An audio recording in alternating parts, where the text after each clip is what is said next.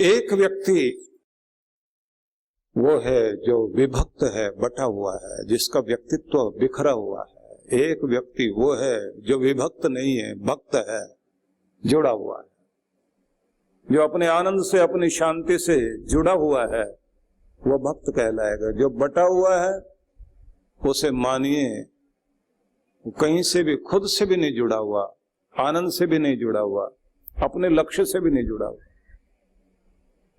तो भक्त वो जो जिसको प्यास लगी है अमृत की, परमात्मा की। और जब प्यास लगती है तो फिर आदमी कुछ भी हो सब काम छोड़ेगा, पानी ढूंढेगा। जैसे परमात्मा की प्यास लग गई, वो सब काम छोड़ के परमात्मा पाना चाहेगा। और कहते हैं कि सारी प्यास दुनिया की भले ही बुझ जाए, लेकिन परमात्मा पाने की प्यास कभी नहीं बुझनी चाहिए। जिसके अंदर ये प्यास जिंदा है, उसके अंदर वो सच में भक्त है। कृष्ण भगवान ने उसे योगी कहा, जो योग युक्त है, जो जुड़ा हुआ है। जुड़ा होना है अपने अंदर के प्रेम से, अपने अंदर के सौंदर्य से, अपने अंदर के संगीत से, अपने अंदर की शांति से, अपने अंदर के आनंद से आपको जुड़े रहना चाहिए। जो कुछ आपके अंदर होता है वही झलकता है बाहर। घृणा वाला व्यक्ति घृणा वाली बातें ही करता है, नफरत वाली बातें करेगा, भड़काएगा, भड़काऊ भाषा बोलेगा। हीन आदमी जो अंदर से, जिसके हीनता है, आत्महीनता, इंफीरिटी कॉम्प्लेक्स उसको रहता है, इसलिए उसे किसी का मान बर्दाश्त नहीं होता। वो दूसरों के बारे में निंदा, चुगली, आलोचना करता घूमता है। जो अंदर से तृप्त है, आगे बढ़ने की इच्छा वाला आदमी है, हर जगह से गुण ढूंढता है। यहां से क्या सीखा जा सकता है, यहां से क्या मिल सकता है, इसमें क्या गुण है, कौन सी विशेषता है। इसलिए जब आप अपने अंदर से जुड़ जाते हैं तो आपका अंदर वाला रूप बाहर दिखाई देता है। जिसके अंदर संगीत होता है तो उसे तो आप देखेंगे वो चम्मच कटोरी लेकर उसमें से भी रिदम तैयार कर देगा, उससे भी संगीत उत्पन्न करेगा, उसको भी अपनी टेबल के ऊपर हाथ चलाते चलाते उसे तबला ढोलक बना लेगा। ये संगीत जब आपके अंदर बहता है तो आप भजन सुनते, गाना सुनते सुनते अपने घुटने पर वैसे ही हाथ मारने लग जाते हैं जैसे ये भी ढोलक है। और जिसके अंदर वो संगीत नहीं होता उसे ताल स्वर का कोई ज्ञान नहीं होता।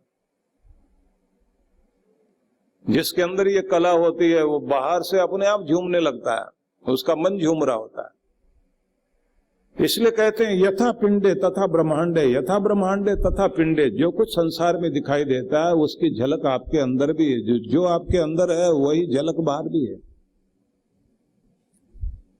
मजे की बात तो यह है कि अगर आप अपने क्रोध में रहते हैं तो फिर सब जगह झगड़ा झगड़ा झगड़ा झगड़ा झगड़ा शुरू। प्रेम वाला आदमी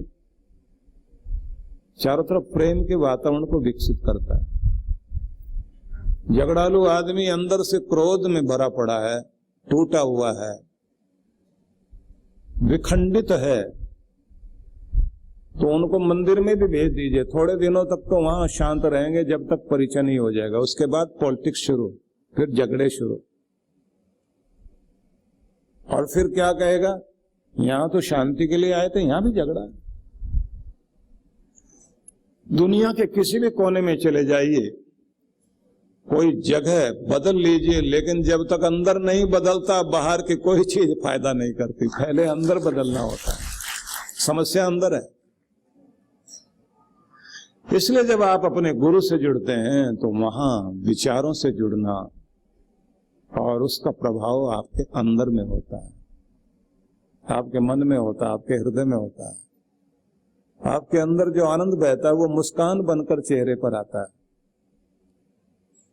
और उस मुस्कान के सहारे आप जहां भी रहते हैं खुश रहते हैं और धन्यवाद करते हुए जीते हैं। वे लोग जो दुनिया में आखिरी सांस ले रहे हैं अगर आखिरी घड़ी तक भी संतुष्ट होकर धन्यवाद करते हुए जा रहे हैं तो समझ लेना सफल है जीवन।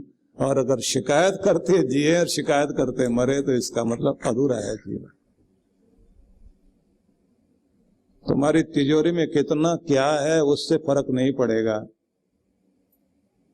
फर्क इस बात से पड़ता है कि जो कुछ है उसमें आप जीते कैसे हैं, आनंद में जीते हैं या दुखी होकर जीते हैं। तन में बीमारियां, मन में समस्या, घर में प्रेम प्यार नहीं, जहां है वहां कोई साथ नहीं देता, पैसा बहुत। तो एक कला जीवन में आ गई, बाकी सब रह गई।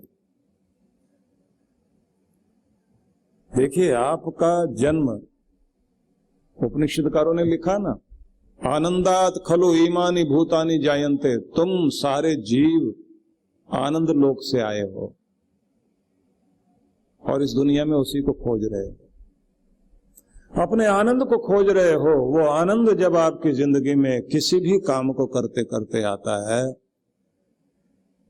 तब आपको जीने की कला आ गई। और ये ध्यान रखना कि अगर आप कोई भी काम करते हैं और उसको बोझ समझ के करते हैं, तो बोझ समझकर अगर आप काम कर रहे हैं तो वो काम आपको दुख देता है। अपने बिजनेस को भी अगर आप ये कहोगे ये मैंने क्या धंधा शुरू कर लिया, अपने घर को देखकर कहते हैं इस घर में तो चैन ही नहीं है, अपने रिश्तों को देख करके आप दुखी होते हैं, तो कोई भी चीज खुशी नहीं दे पाएगी। आपको करना यह है कि जहां भी है आनंदित होकर रहिए, आनंद से कार्य कीजिए, आनंद में जीना शुरू कीजिए, न दुखी होना, न दुख को बांटना।